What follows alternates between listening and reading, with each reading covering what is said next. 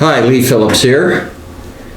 Let's talk about what you have to do after you amend or restate a trust. You can amend a trust and just amend a little piece of it, or you can totally amend and restate the entire terms of the trust.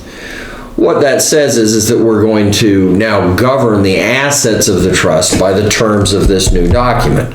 I don't care what the terms of the old document were. So we're going to amend or we're going to amend and restate the entire trust. Do you need to do anything?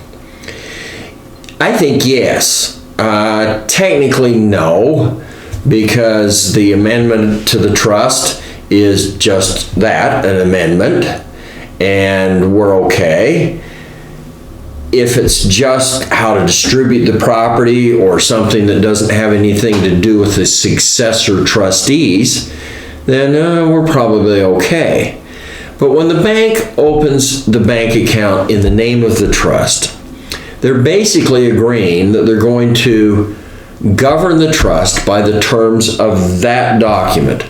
And they take a copy of the document or a few pages of the document, who the trustee, successor trustee is going to be, front page, signature page, that powers of the trustee.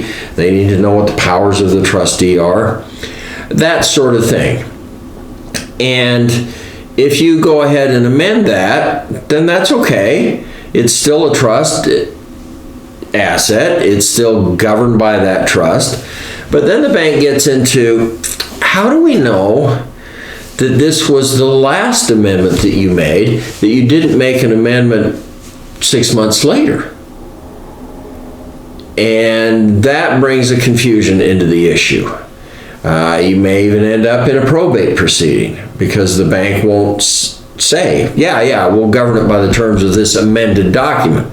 They don't know that there isn't another amended document after that one that would really take precedent.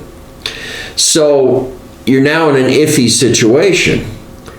I think what you need to do is, when you amend or restate the trust, is you need to go back into the bank. You need to change the signature card on the checking account and the savings account and the safe deposit box and the brokerage account.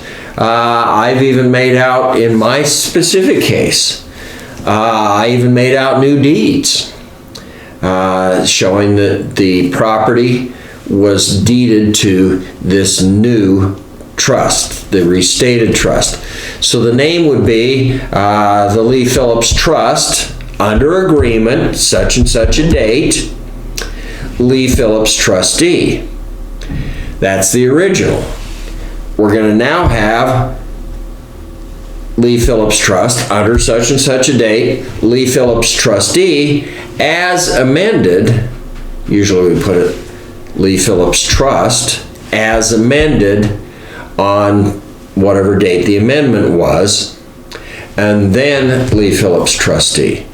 So now the bank knows that this amendment exists, and they're going to look for the amendment dated on that date. And they will accept that as the last amendment because they're agreeing to govern the bank account by the terms of that specific trust as amended that date. So it's just a good idea to let everybody know what page we're on, and then they're not scratching their head and saying, well, it might be different. We don't care if it's different because we want it addressed by that specific trust as amended and restated on such and such a date. They are now agreeing that they will govern the account by the terms of that restated document. It just is going to help make things go a lot smoother when somebody dies. And in my specific case, we're preparing for that. My wife is in advanced ALS, and we've gone back and we've rechecked and we've checked and we've rechecked, and it's amazing. We do have a complicated estate, I'll give you that. But it's amazing the things we find that, that would have been a problem.